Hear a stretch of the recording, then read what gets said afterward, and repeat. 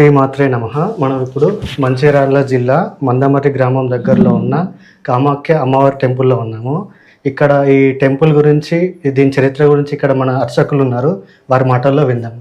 నమస్కారం అండి. శ్రీమాత్రే నమః అండి.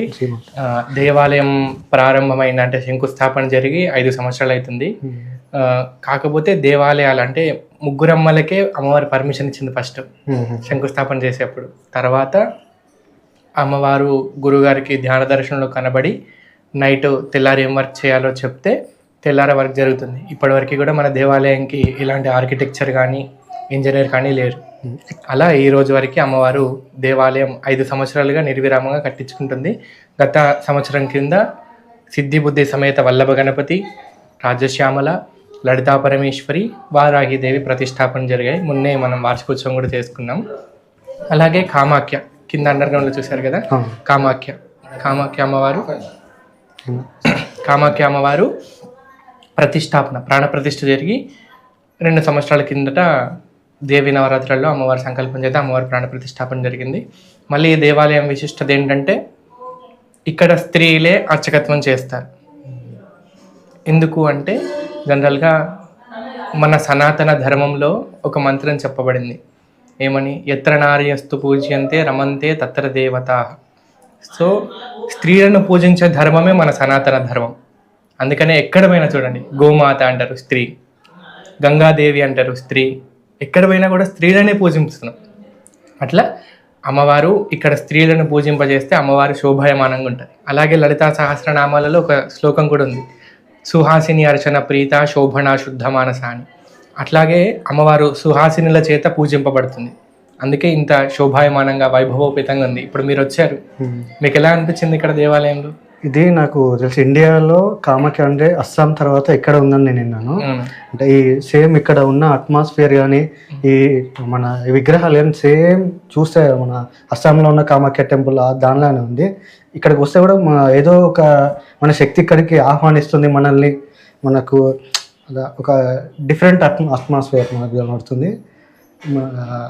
ఇప్పుడు ఇక్కడ మీరు ప్రధాన అర్చకులు అంటే ఈ దేవాలయ చైర్మన్ వాళ్ళ అబ్బాయి నేను, వారికి 3వ సంతానం. నా పేరు రాజా.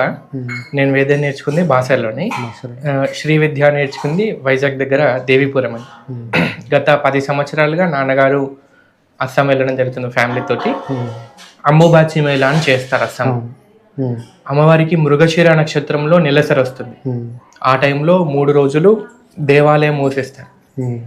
తాళాలు వేసి అమ్మవారి పూజకు సంబంధించిన సామాగ్రిని సమకూర్చి పెట్టేసి తాళాలు వేసి సీలేస్తారు. 3 రోజులు స్వయంగా దేవతలే వచ్చి పూజ చేస్తారు అక్కడ.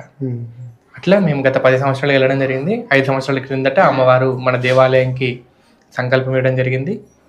గురుగారికి ధ్యాన దర్శనంలో కనబడి దేవాలయం చూపించి ఇలాంటి దేవాలయం కట్టమనడం జరిగింది. అట్లా అమ్మవారి హస్తాల చేతుల మీద నడుస్తున్నాం. ఇది ఒక 2 ఎకరాలు ఉంది. అదే ల్యాండ్లోని అమ్మవారు నేను ఉన్నా అని చెప్పి కట్టించుకుంటుంది. కానీ మేము కూడా నమ్మలేదు. అమ్మవారు నేను ఉన్నా అని చెప్పింది. నిదర్శనం ఏంటి?